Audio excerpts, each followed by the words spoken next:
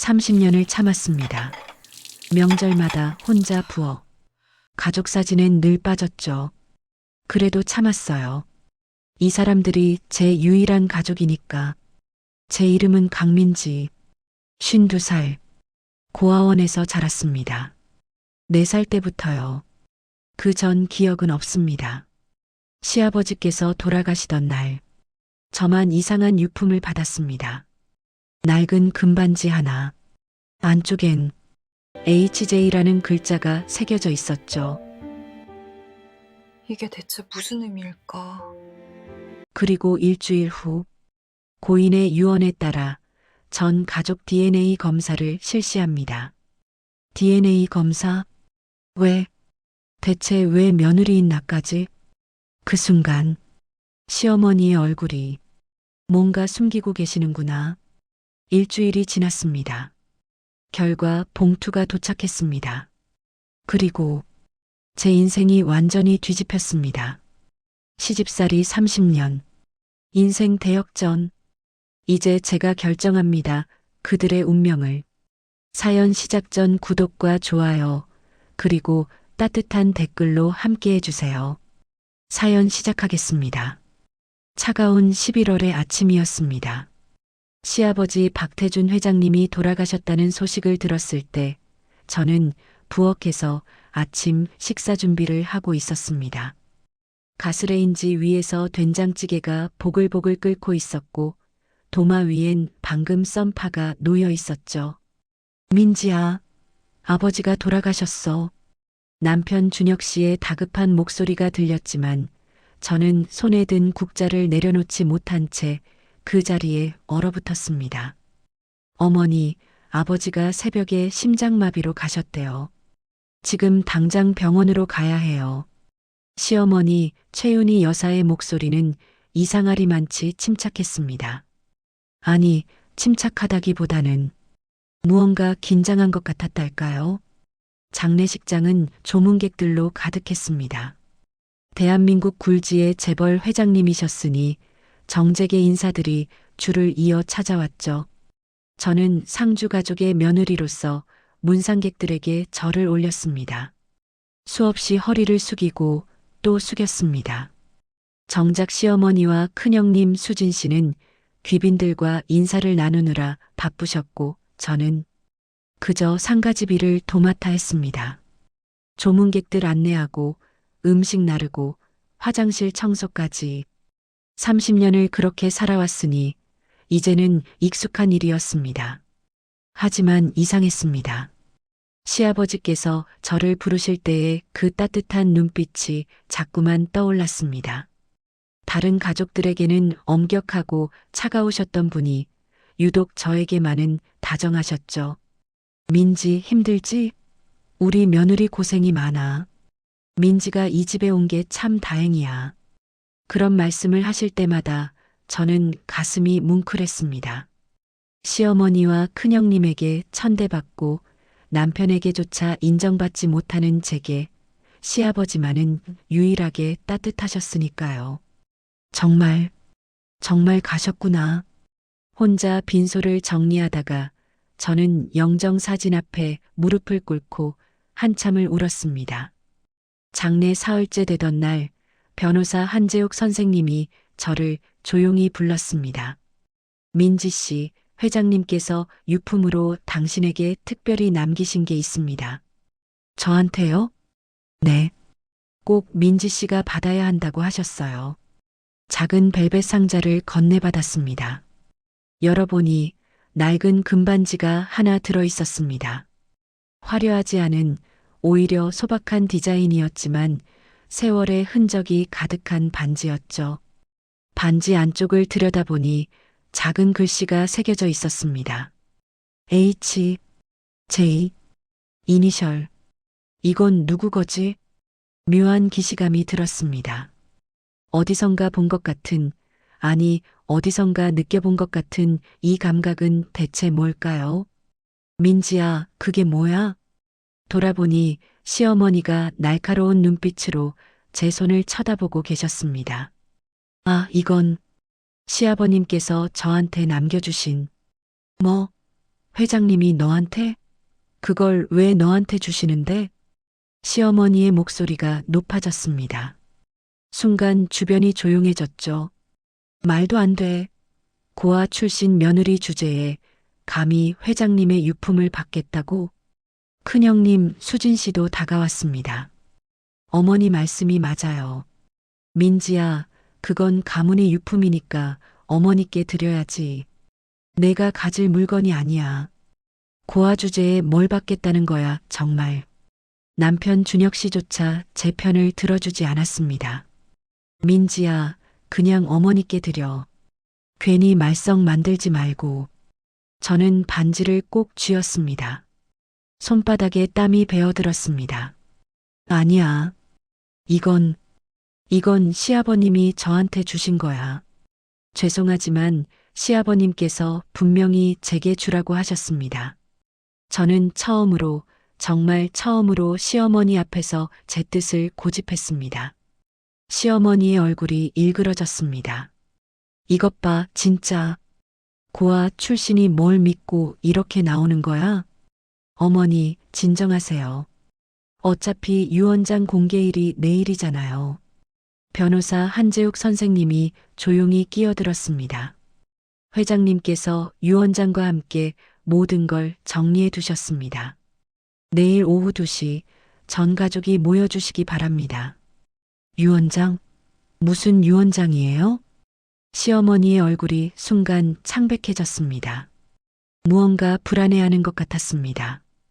법적으로 정식 작성된 유언장입니다. 재산 상속과 관련된 내용이 담겨 있습니다. 그날 밤 저는 혼자 방에 앉아 금반지를 들여다보았습니다. H, J. 이 이니셜은 누구 건가요, 시아버님? 왜 하필 저한테 이 반지를 주신 건가요? 창밖으로 차가운 겨울바람이 불어왔습니다. 30년을 이 집에서 살았지만 저는 여전히 이 집에서 가장 외로운 사람이었습니다. 내일은 대체 무슨 일이 일어나는 걸까?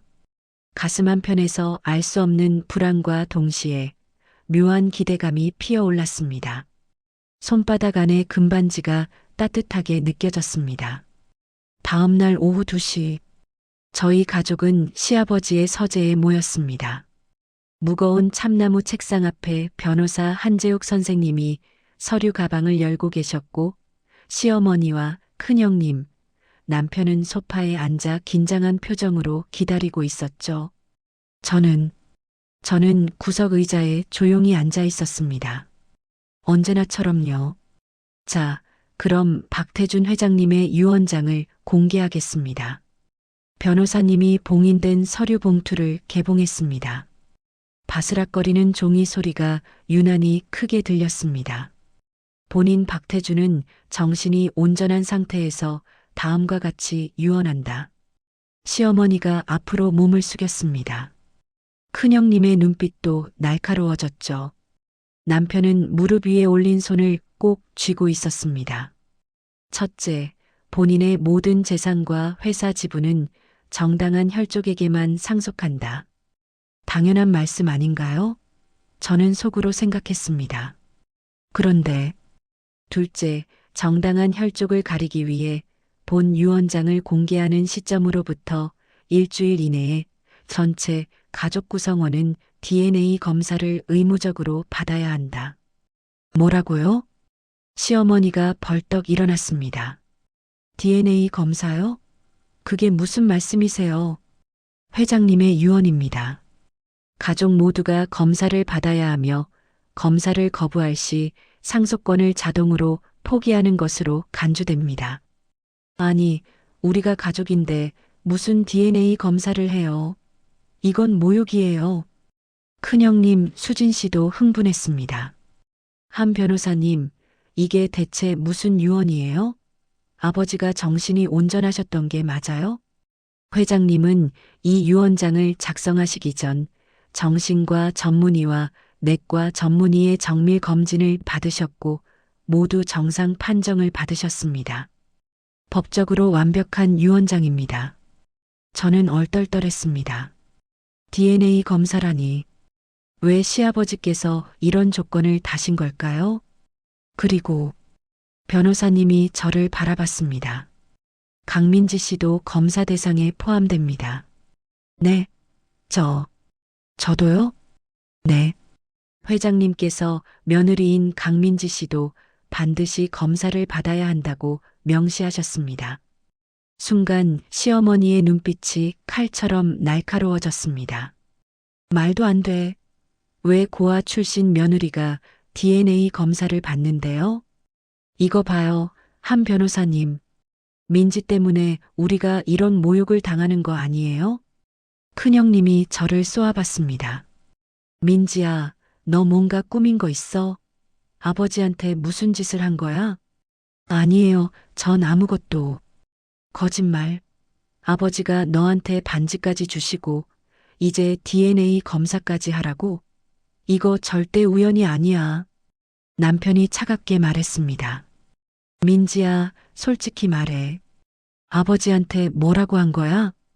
아무 말도 안 했어요. 저도 이해가 안 돼요. 에이, 거짓말 그만해. 남편이 손을 휘저었습니다. 저는 움찔했죠. 고아 출신이 무슨 상속이야.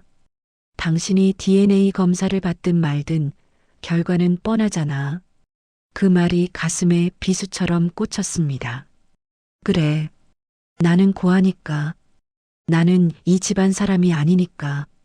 그러게 말이에요. 민지야, 굳이 검사 받을 필요 있어? 그냥 포기하고 조용히 있어. 큰형님이 비웃듯 말했습니다. 아니면 진짜 꿍꿍이가 있는 거야? 저는 고개를 들었습니다. 온 가족이 저를 의심하고 조롱하고 무시하는 눈빛으로 바라보고 있었습니다. 30년이었습니다. 30년 동안 이 집안의 며느리로 살면서 한 번도 인정받지 못했습니다. 명절이면 혼자 부엌에서 음식 준비하고 집안일은 모두 제 몫이었고 시어머니와 큰형님의 구박은 일상이었죠. 그래도 참았습니다. 가족이고 싶었으니까요. 하지만 지금 이 순간만큼은 받겠습니다. 제 목소리가 떨리지 않았습니다. 저도 DNA 검사 받겠습니다. 30년을 이 집에서 살았습니다.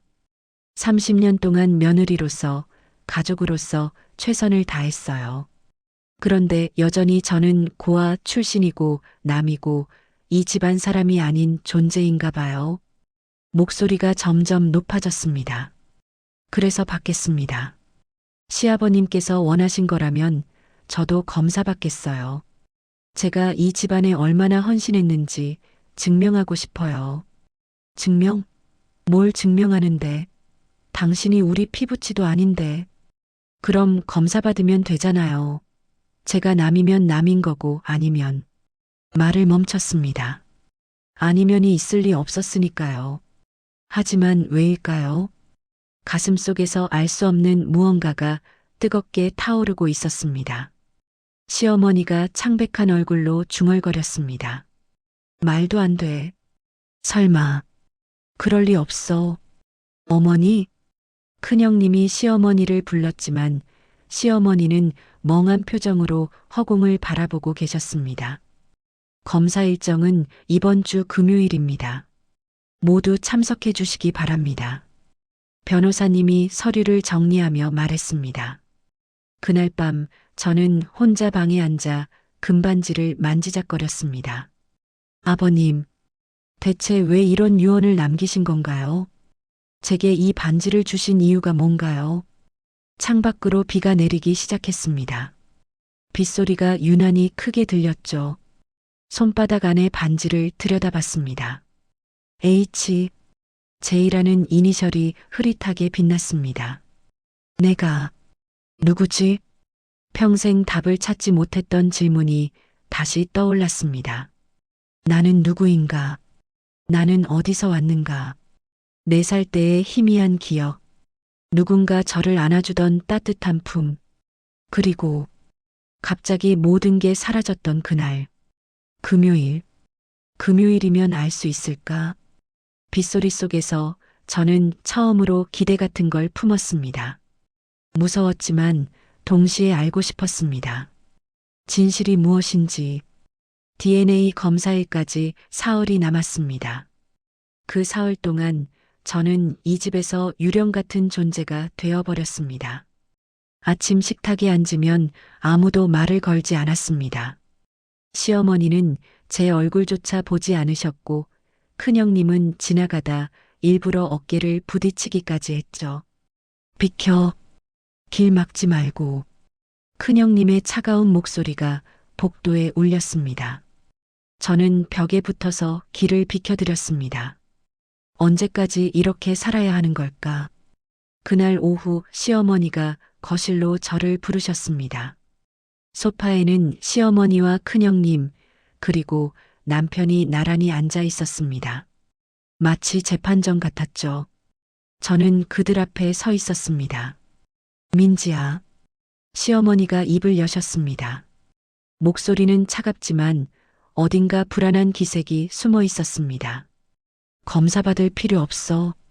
그냥 포기해. 네. 어차피 너는 이 집안 사람이 아니잖아. 굳이 검사받아서 뭐하게. 우리 모두 시간 낭비하지 말고. 큰형님이 끼어들었습니다. 민지 너도 알잖아. 고아 출신인데 검사 받는다고 달라지는 거 없잖아. 그러니까 그냥 조용히 집 나가. 위자료는 넉넉히 줄 테니까. 남편의 말에 저는 고개를 들었습니다. 위자료? 뭐? 응. 10억 줄게. 그러니까 이혼하자. 검사도 받지 말고 그냥 깨끗하게 정리하는 거야. 10억? 평생 모아도 만질 수 없는 돈이었습니다. 고아원에서 자라 아르바이트로 대학을 다녔던 저에게 10억은 상상할 수 없는 금액이었죠. 생각해봐.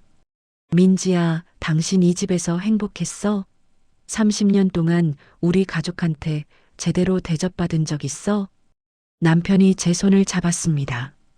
하지만 그 손은 따뜻하지 않았습니다. 이제 그만 놔줘. 당신도 자유롭게 살고 우리도 편하게 사는 거야. 편하게. 그 말이 가슴에 비수처럼 꽂혔습니다. 결국 저는 불편한 존재였던 거죠. 30년 동안 10억이면 작은 집도 사고 새로운 인생도 시작할 수 있어. 안 그래? 큰형님이 웃으며 말했습니다. 하지만 그 웃음에는 조롱이 가득했습니다. 아니면 혹시 더 큰 욕심이 있는 거야? 진짜로 우리 아버지 유산을 노리는 거야? 아니에요. 그럼 뭐가 문제야? 10억 받고 나가면 되잖아. 시어머니가 탁자를 쳤습니다.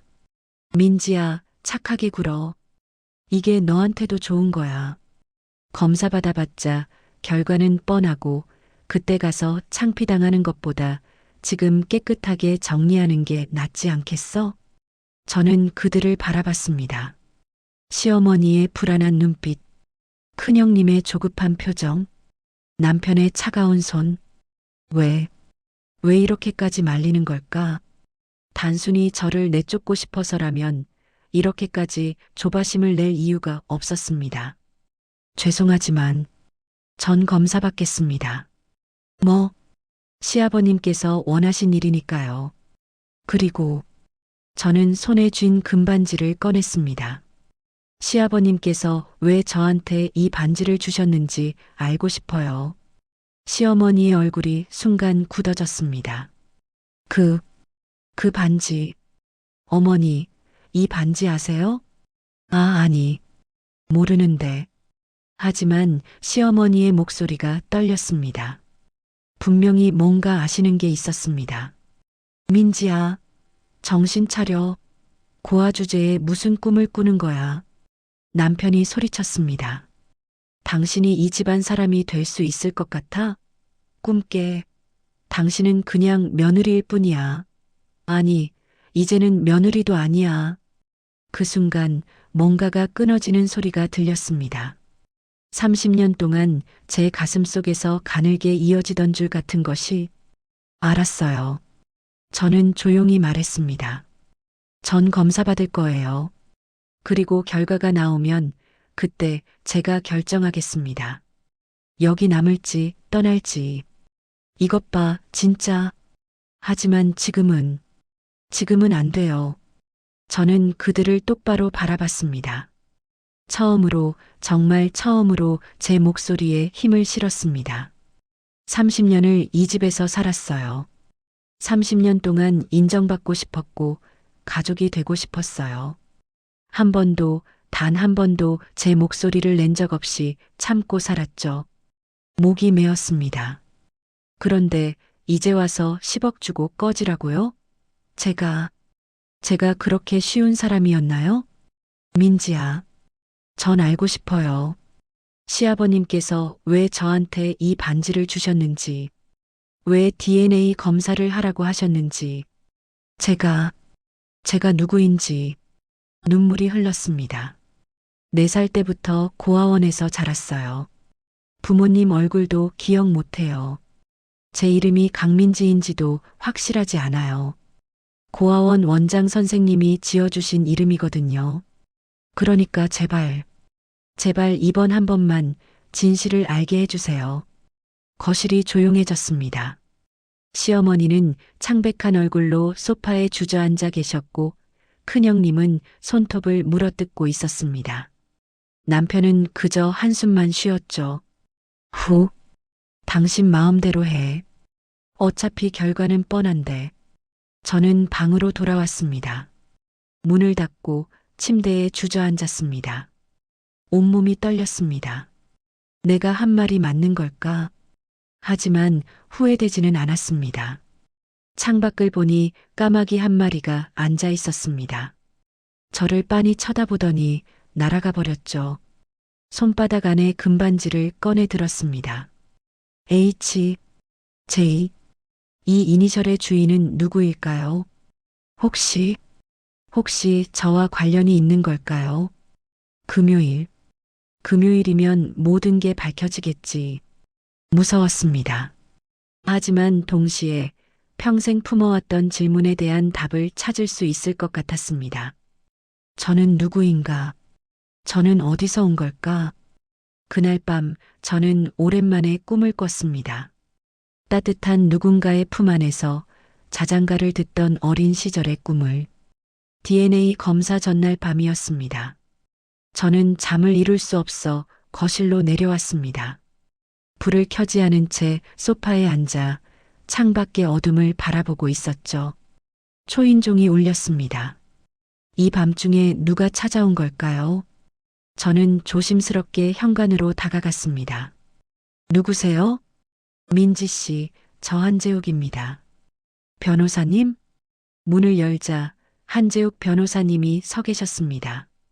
평소의 단정한 모습과 달리 조금은 피곤해 보이는 얼굴이었습니다. 이 밤중에 무슨 일이세요? 잠깐 이야기 좀 나눌 수 있을까요? 중요한 얘기입니다. 저는 그분을 거실로 안내했습니다. 작은 조명 하나만 켜고 마주 앉았죠. 내일이 검사일이죠. 네. 무섭습니까? 갑자기 던진 질문에 저는 당황했습니다. 솔직히 무서워요. 결과가 어떻게 나올지, 그 후에 어떻게 될지. 민지 씨, 변호사님이 저를 똑바로 바라봤습니다. 회장님께서 돌아가시기 전 저에게 하신 말씀이 있습니다.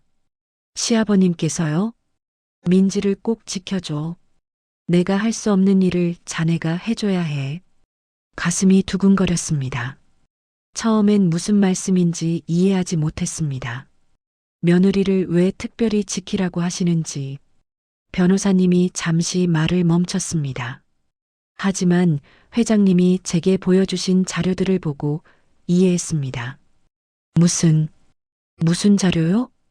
지금은 말씀드릴 수 없습니다. 내일 검사 결과가 나오면 모든 게 명확해질 겁니다. 변호사님이 서류 가방에서 오래된 사진 한 장을 꺼냈습니다. 이걸 보세요. 사진 속에는 젊은 시절의 시아버지와 그 품에 안긴 4~5살쯤 되어 보이는 여자아이가 있었습니다. 아이는 환하게 웃고 있었고 시아버지도 행복한 미소를 짓고 계셨죠. 이 아이가 누구예요? 회장님의 둘째 딸입니다. 박혜진. 4살 때 유괴당해 실종됐죠. 가슴이 철렁했습니다. 유괴. 30년 전 일입니다. 회장님은 평생 딸을 찾으려 애썼지만 결국 찾지 못했죠. 아니, 찾지 못했다고 생각하셨습니다. 변호사님이 사진을 제 손에 쥐어주었습니다. 잘 보세요. 이 아이 손에 뭐가 있는지. 사진을 자세히 들여다봤습니다. 아이의 작은 손에 금반지가 끼워져 있었습니다. 이건 회장님이 딸에게 준 반지입니다. 아이의 태명 이니셜을 새겨서요. H, J-혜진이요. 손이 떨렸습니다. 제가 가진 그 반지. 민지 씨, 당신은 고아원 출신이라고 했죠? 네. 4살 때부터요? 네. 그 전 기억은 거의 없어요. 다만 따뜻한 누군가의 품에 안겨 있던 것 같은 느낌만. 그 고아원 이름이 뭡니까? 사랑의 집. 사랑의 집 고아원이었어요. 지금은 없어졌지만 변호사님이 고개를 끄덕였습니다. 회장님이 조사하신 자료에 그 고아원 기록이 있습니다. 30년 전 그 고아원에 민지라는 이름의 여자아이가 들어왔다고. 나이는 4살, 신원불명. 숨이 막혔습니다. 설마 제가 내일 검사 결과가 나오면 알게 될 겁니다. 하지만 회장님은 이미 알고 계셨어요. 당신이 누구인지. 그럼 왜 저한테 말씀 안 하신 거예요? 목소리가 커졌습니다. 눈물이 왈칵 쏟아졌죠. 왜 30년 동안 가만히 계신 거예요? 제가 얼마나 외로웠는데, 얼마나 가족이 그리웠는데. 회장님도 괴로워하셨습니다. 변호사님의 목소리가 낮아졌습니다. 하지만 당신을 지키기 위해서는 때를 기다려야 했습니다. 지킨다고요? 최윤희 여사를 아십니까? 그분은. 변호사님이 말을 잠시 멈췄습니다. 그분은 회장님의 진짜 가족이 아닙니다. 그리고 박준혁 씨도 마찬가지죠. 머리가 복잡해졌습니다. 무슨 말씀이세요? 회장님은 모든 걸 알고 계셨어요. 최윤희 여사가 누구와의 사이에서 준혁 씨를 낳았는지, 어떻게 거짓말로 이 집안에 들어왔는지. 그럼 큰형님은요? 수진 씨는요? 박수진 씨는 회장님의 첫째 부인이 낳은 친딸입니다. 하지만 변호사님이 한숨을 쉬었습니다. 계모 밑에서 자라며 결국 계모 편에 서버렸죠. 자신의 동생이 사라진 후 살아남기 위해 선택한 길이었을 겁니다. 동생? 그럼 형님이 제 언니입니다. 친언니요. 세상이 무너지는 것 같았습니다. 저를 그렇게 괴롭히던 사람이 친언니라니. 회장님은 당신이 이 집에 며느리로 들어왔을 때부터 알아보셨습니다. 딸을 닮은 얼굴, 손버릇, 말투까지. 그래서 은밀히 조사하셨고 확신하셨죠. 그럼 왜 말씀 안 하신 거예요? 최윤희 여사가 위험했습니다. 그녀는 자신의 비밀을 지키기 위해서라면 무슨 짓이든 할 사람입니다. 회장님이 살아계실 때 진실이 밝혀지면 당신이 위험해질 수 있었어요. 변호사님이 제 손을 잡았습니다. 그래서 이렇게 법적으로 완벽하게 준비하신 겁니다. DNA 검사라는 명확한 증거로 모두가 부정할 수 없게. 저는 울었습니다. 한참을 울었습니다. 시아버님, 아니 아버님, 민지 씨, 내일 검사를 받으세요. 그리고 당당하세요. 당신은 이 집의 진짜 주인입니다. 하지만 전 두려워요. 진실을 알게 되는 게. 두려워도 괜찮습니다. 제가 옆에 있겠습니다. 회장님과의 약속이니까요. 변호사님이 일어섰습니다. 오늘 밤은 푹 쉬세요. 내일은 당신 인생이 바뀌는 날입니다. 변호사님이 떠나고 저는 한참 동안 사진을 바라봤습니다. 사진 속 어린 소녀의 미소가 왠지 낯설지 않았습니다. 금반지를 손에 쥐었습니다. H, J- 혜진. 이게 내 이름이었던 걸까? 창밖으로 동이 트기 시작했습니다. 오늘이면 모든 게 밝혀지겠죠. 나는 누구인가? 드디어 그 답을 알게 되는 날.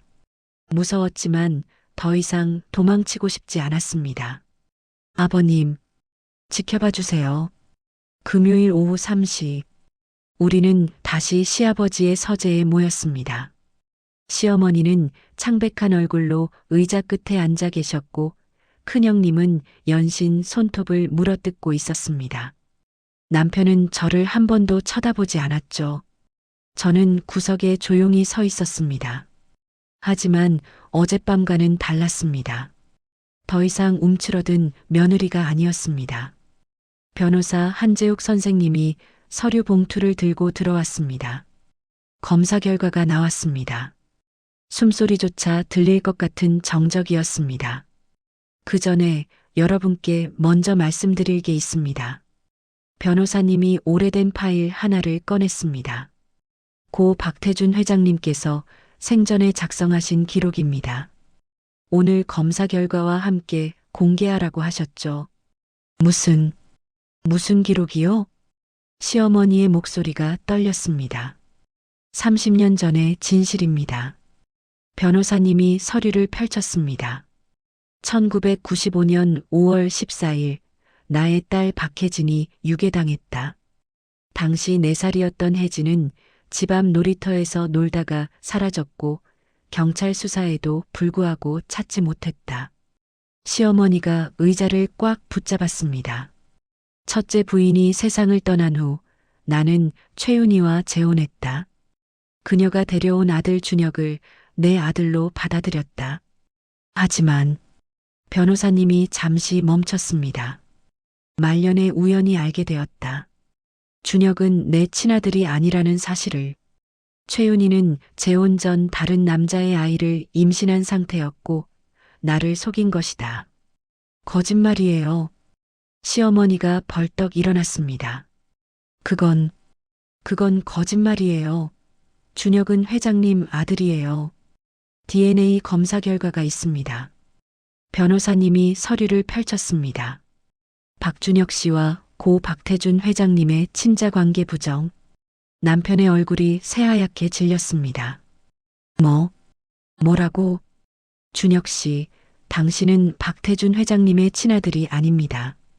말도 안 돼. 나는 박태준의 아들이야. 어머니. 남편이 시어머니를 돌아봤습니다. 하지만 시어머니는 고개를 떨구고 있었습니다. 어머니, 이게 무슨 소리예요? 미안하다. 준혁아. 시어머니의 눈에서 눈물이 떨어졌습니다. 엄마가 지키려고 했던 거야. 우리를. 거짓말이었어요? 평생을 속인 거예요? 남편이 비틀거렸습니다. 큰형님이 그를 부축했지만 남편은 그 손을 뿌리쳤죠. 나는 누구야?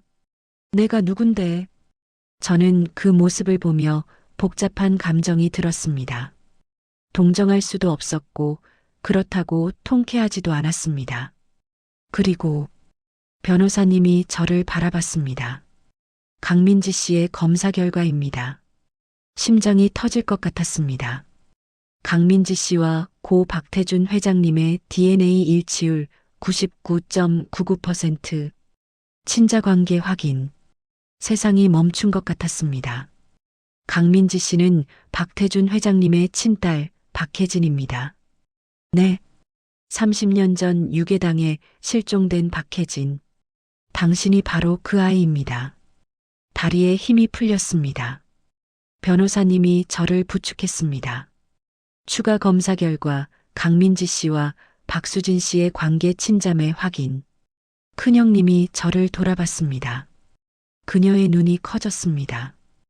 혜진이, 너 혜진이야?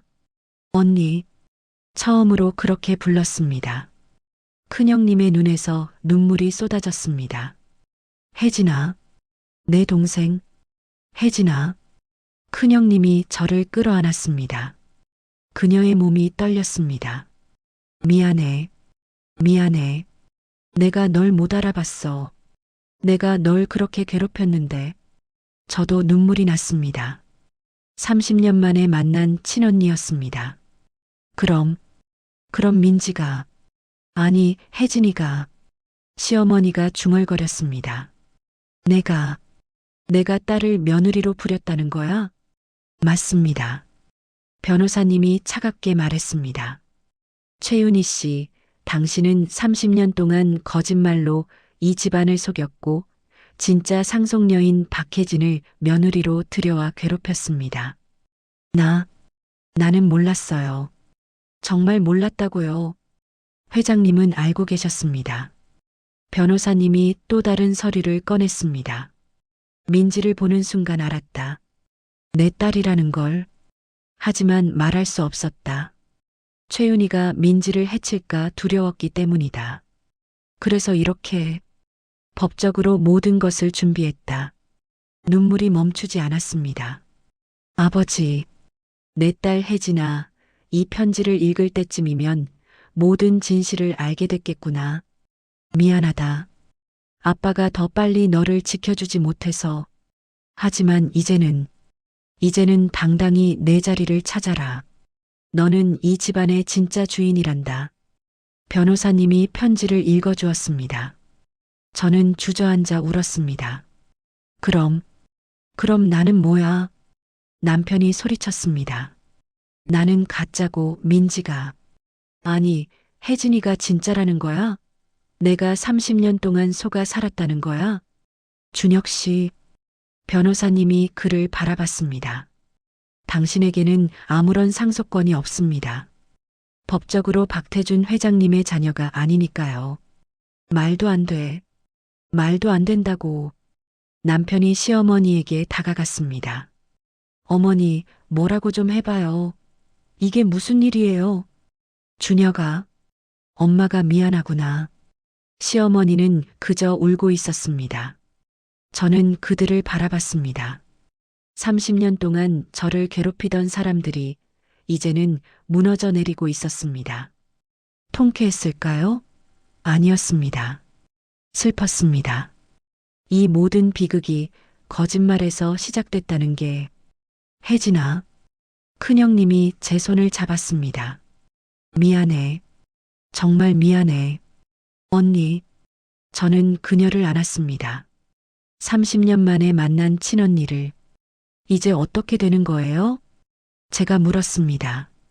유언장에 따라 모든 재산은 박혜진 씨, 즉 강민지 씨에게 상속됩니다. 변호사님이 말했습니다. 이제 당신이 이 집안의 가주입니다.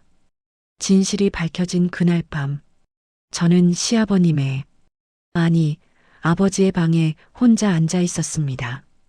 책상 위에는 아버님이 남기신 편지들이 놓여 있었습니다. 제게 쓴 편지, 변호사님께 맡긴 지시사항, 그리고 30년 동안 저를 찾으려 애썼던 기록들. 아버님, 이렇게 오랫동안 저를 찾으셨구나. 수첩 한 권을 펼쳤습니다. 거기엔 아버님의 필체로 빼곡하게 적혀 있었습니다. 1995년 6월 마이너스 서울 시내 고아원 20곳 방문. 혜진이 찾지 못함. 1996년 3월 마이너스 사설 탐정 고용. 단서 없음. 2010년 12월 마이너스 민지를 처음 봤다. 혜진이를 닮았다. 혹시. 눈물이 떨어져 글씨를 흐렸습니다. 똑똑. 문 두드리는 소리에 고개를 들었습니다. 들어오세요. 문이 열리고 큰언니 수진 씨가 들어왔습니다. 아니, 이제는 큰언니라고 불러야 할 사람. 언니는 눈이 퉁퉁 부어 있었습니다. 혜진아. 아니, 민지. 뭐라고 불러야 할지 모르겠다. 편한 대로 부르세요, 언니. 언니가 제 옆에 앉았습니다. 한참을 말없이 앉아 있다가 언니가 입을 열었습니다. 너를 처음 봤을 때 묘하게 끌렸어. 왜 그런지 몰랐는데. 언니, 아버지가 너를 유독 챙기실 때 질투가 났어. 며느리 주제에 왜 저렇게 챙기시나 싶었지. 그래서 더 못되게 굴었나 봐. 언니의 목소리가 떨렸습니다. 사실은 알고 있었던 건 아닐까? 내가 내 동생이라는 걸. 하지만 인정하기 싫었어. 계모 밑에서 살아남으려면 너를 밀어내야 했으니까. 언니 잘못이 아니에요. 아니야. 내 잘못이야. 언니가 제 손을 꼭 잡았습니다.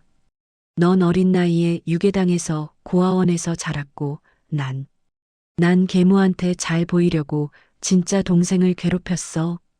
난 정말 최악의 언니야. 언니, 그만 우세요.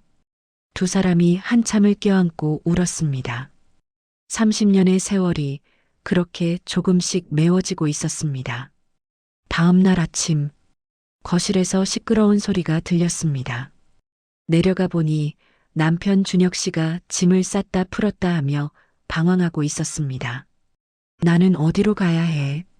이게 내 집인데, 아니 내 집이 아닌데. 그는 완전히 무너져 있었습니다. 준혁 씨, 제가 그를 불렀습니다. 그가 저를 돌아봤습니다. 그 눈빛에는 분노와 혼란과 배신감이 뒤섞여 있었죠. 민지, 아니 혜진, 넌 이제 만족해? 무슨 말씀이세요?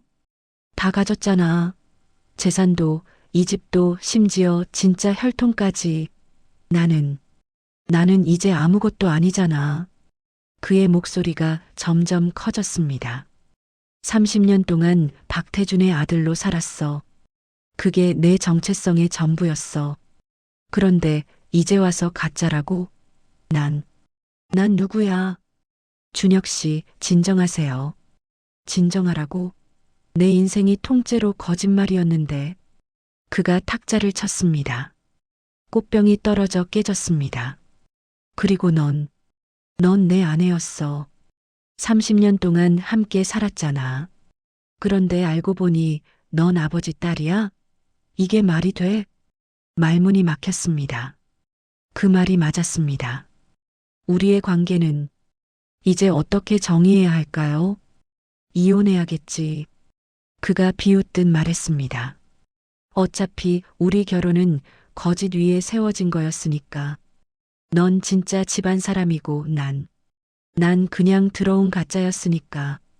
준혁 씨, 됐어. 더 이상 말하지 마. 넌 이제 내 위에 있는 사람이야. 난 내 말 들을 자격도 없어. 그가 돌아서서 계단을 올라갔습니다.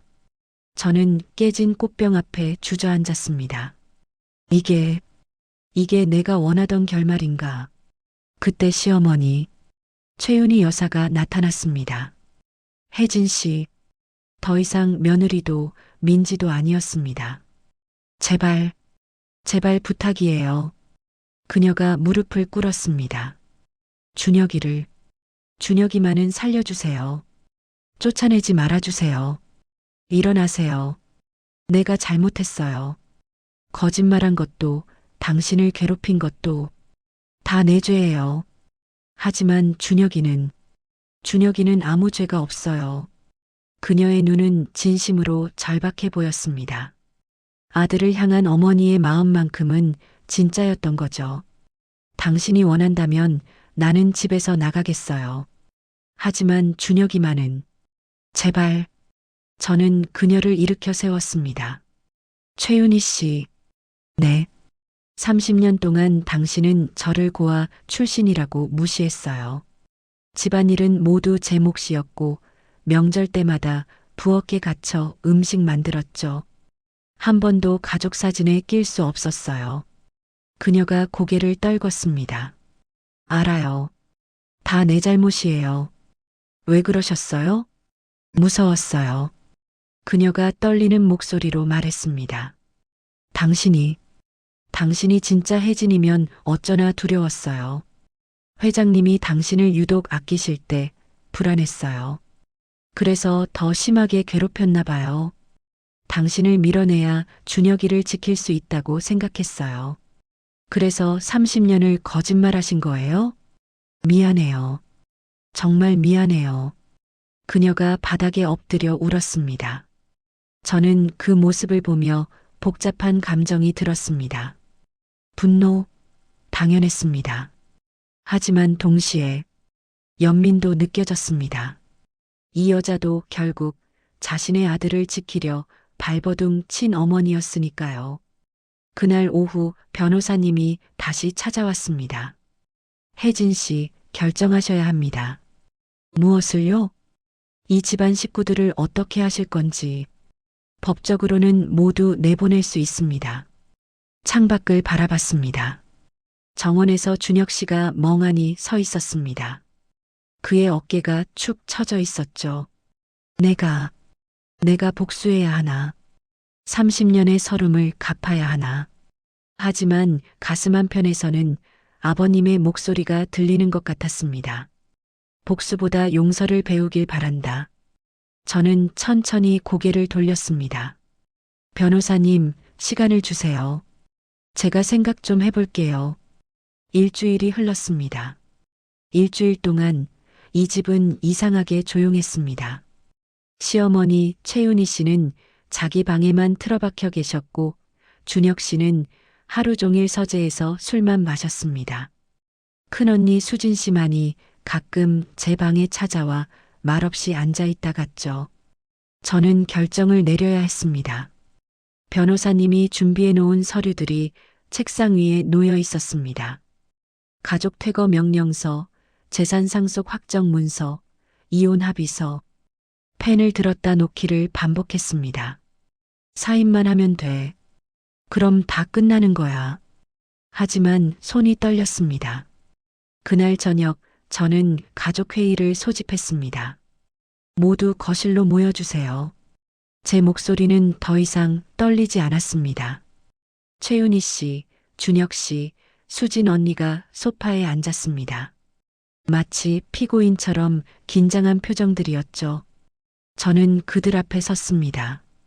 처음으로 제가 이 집에서 가장 높은 위치에 선 순간이었습니다.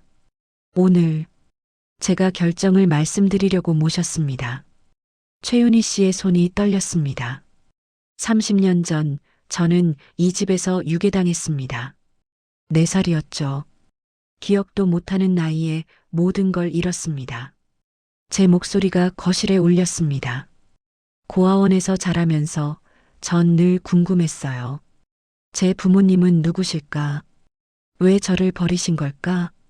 나는 사랑받을 가치가 없는 아이일까? 준혁 씨가 고개를 숙였습니다. 그렇게 자라서 이 집에 며느리로 들어왔습니다. 30년 전에 제가 떠난 바로 그 집에 며느리로.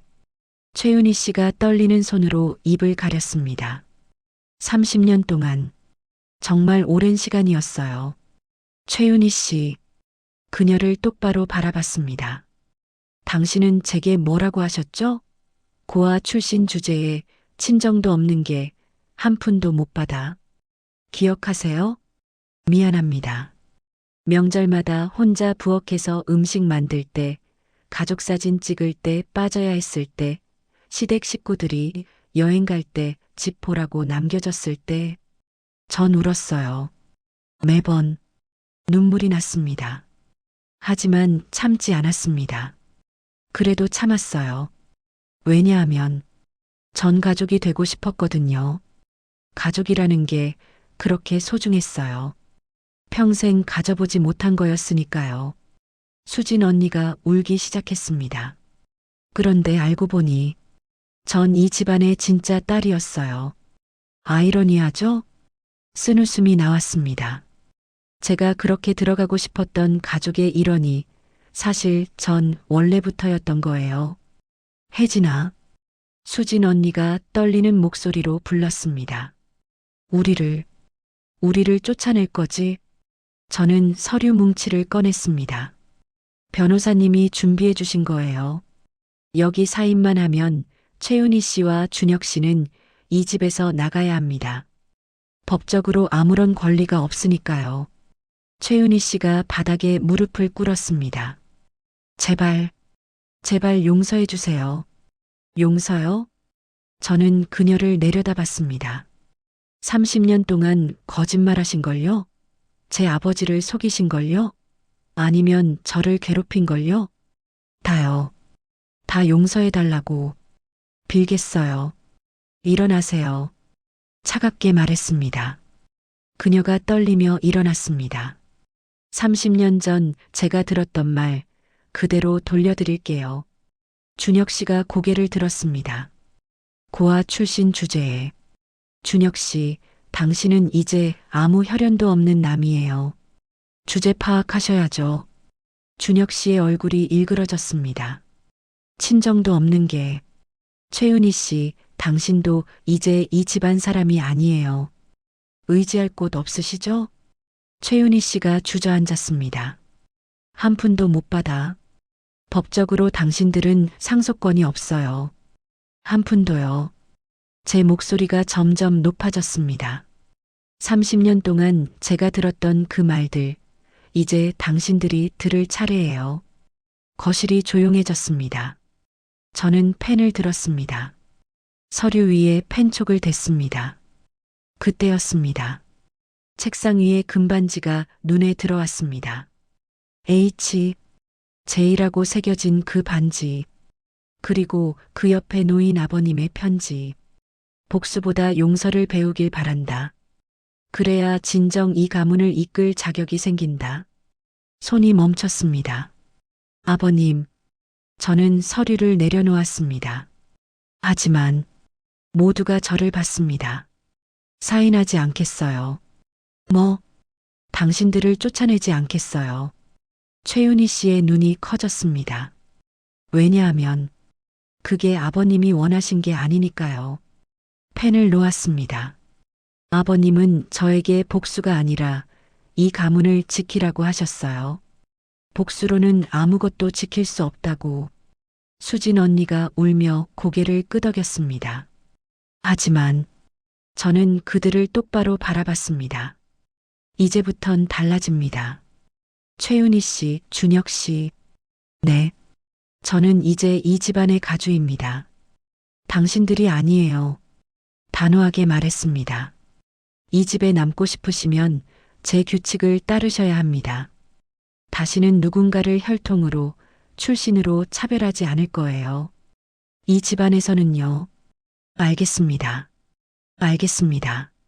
그리고 준혁 씨, 남편을, 아니, 이제는 남편이 아닌 그를 봤습니다. 우리 이혼해야 할 것 같아요. 그래. 그가 쓰게 웃었습니다. 당연하지. 우리 관계는 처음부터 잘못된 거였으니까. 미안해요. 하지만 이게 맞는 것 같아요. 나도 알아. 너는 이제 내가 닿을 수 없는 곳에 있어. 그가 일어섰습니다.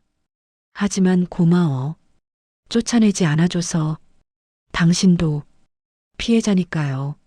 제 말에 그가 멈칫했습니다. 당신도 거짓말의 피해자예요. 당신 잘못이 아니에요. 그의 눈에 눈물이 고였습니다. 그날 밤 저는 아버님 산소를 찾아갔습니다. 차가운 바람이 불었습니다. 무덤 앞에 무릎을 꿇고 앉았습니다. 아버지, 혜진이에요. 아니, 민지예요. 잘 모르겠어요. 제가 누군지. 금반지를 손가락에 끼웠습니다. 하지만 이제 알 것 같아요. 제가 어디서 왔는지, 누구인지. 바람이 불어 머리카락을 날렸습니다. 복수하지 않았어요. 아버님 말씀대로요. 하지만 용서한 건지는 모르겠어요. 아직도 아파요. 눈물이 떨어졌습니다. 그래도 이제는 당당할 수 있을 것 같아요. 제가 이 집안의 딸이라는 거 이제 알았으니까요. 고맙습니다, 아버지. 저를 끝까지 찾아주셔서.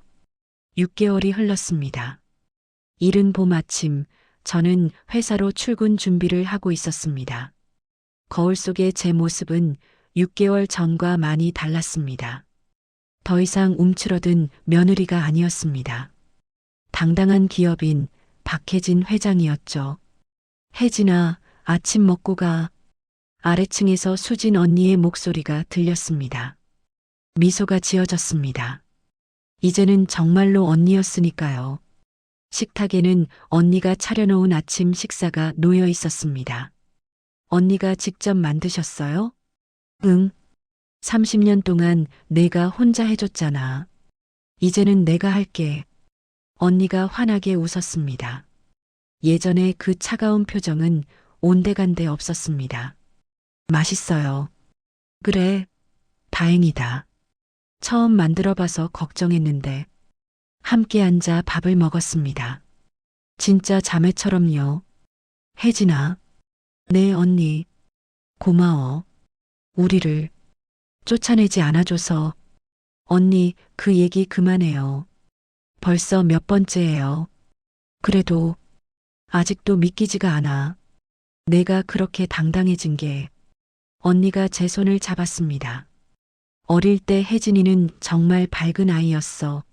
늘 웃고 아빠 손 꼭 잡고 다니던 그런 동생을 다시 만난 것 같아. 언니, 30년 동안 미안했어. 진짜로. 이제 됐어요. 우리, 이제 진짜 자매잖아요. 두 사람이 꼭 안았습니다. 현관에서 인기척이 들렸습니다. 최윤희 씨가 장을 보고 돌아오신 거였습니다. 다녀왔습니다. 혜진 씨, 그녀는 더 이상 시어머니가 아니었습니다.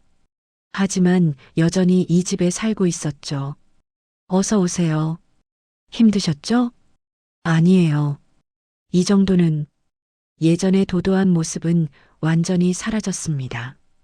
6개월 동안 그녀는 조심스럽고 겸손하게 변했습니다. 점심은 제가 준비하겠습니다. 혜진 씨 좋아하시는 갈비찜으로. 고맙습니다. 하지만 너무 무리하지 마세요. 아니에요. 제가 해야죠. 그녀의 눈에는 여전히 미안함이 가득했습니다. 저는 복잡한 감정이 들었습니다. 용서했다고 할 수 있을까요? 아직 잘 모르겠습니다. 하지만 적어도 함께 살아갈 수는 있게 됐습니다. 회사에 도착했습니다. 회장님, 오늘 이사회가 있습니다. 비서가 말했습니다. 저는 이제 이 회사의 회장이었습니다. 회의실에 들어서자 이사들이 일제히 일어났습니다. 회장님, 안녕하십니까?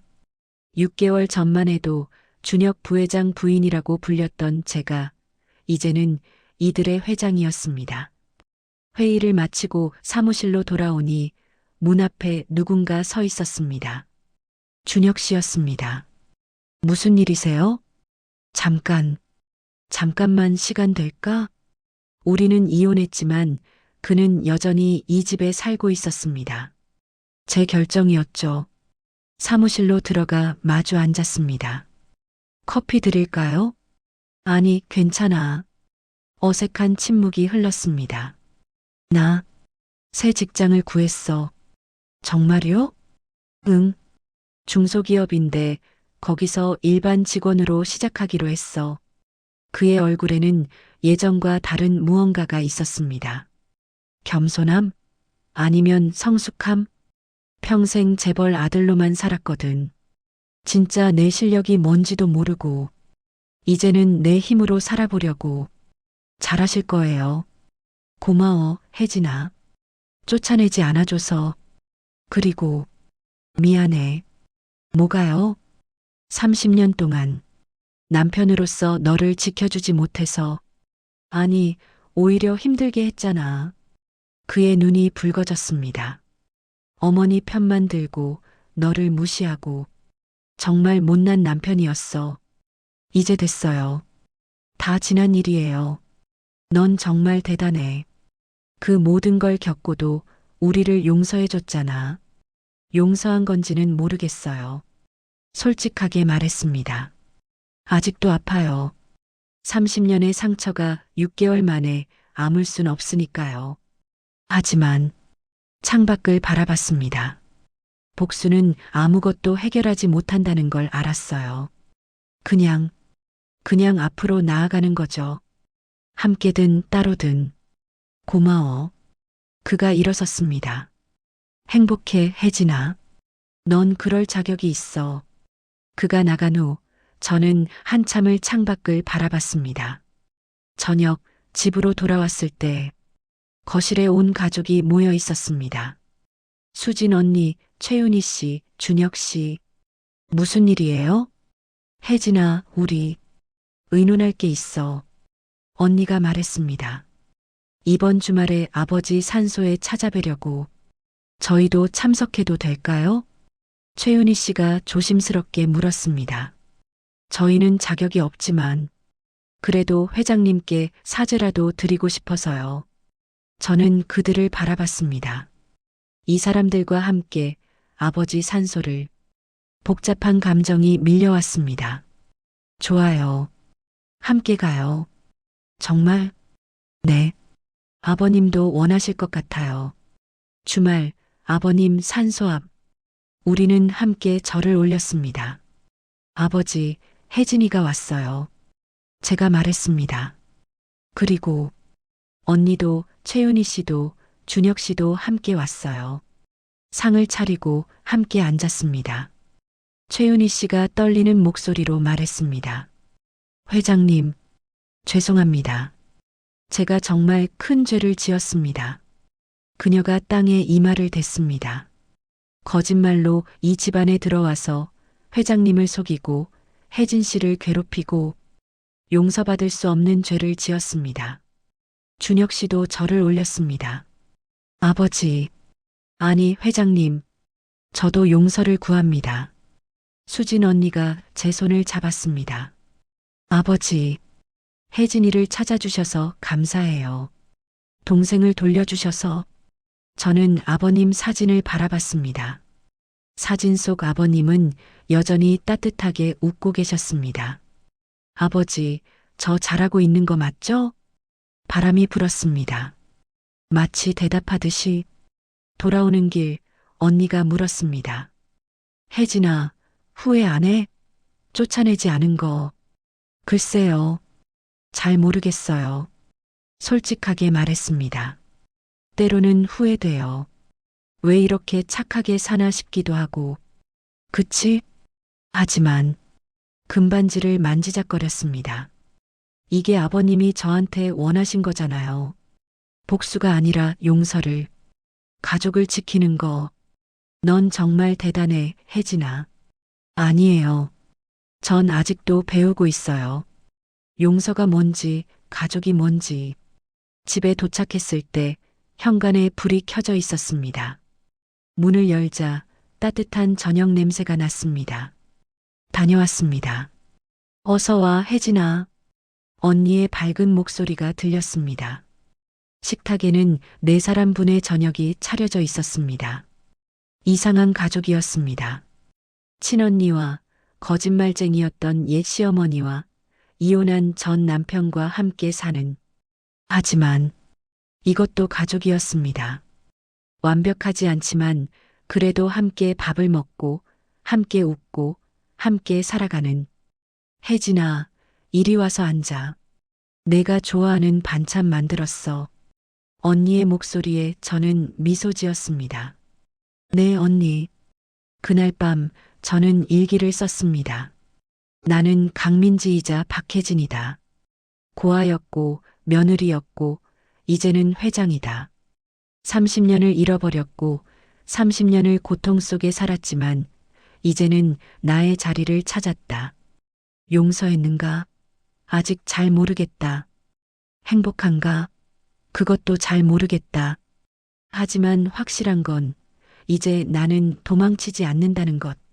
나는 박혜진이고 이 집안의 딸이고 당당하게 내 인생을 살아갈 것이다.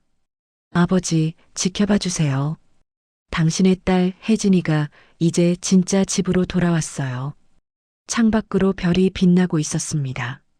손가락에 금반지가 따뜻하게 빛났습니다. H, J- 박혜진.